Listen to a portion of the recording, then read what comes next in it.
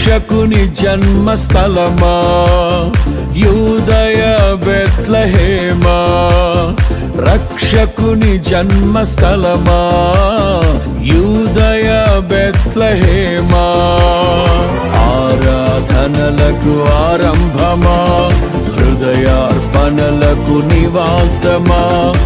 ఆరాధనలకు ఆరంభమా హృదయార్పణలకు నివాసమా, ఎందుకో ఇంత భాగ్యము దాచి ఉంచే ప్రభు నీ కోసము, ఎందుకో ఇంత భాగ్యము దాచి ఉంచే ప్రభు నీ కోసము, స్తుతియు మహిమ ప్రభావము ఎల్లవేళల ప్రభుకే చెందును, స్తుతియు మహిమ ప్రభావము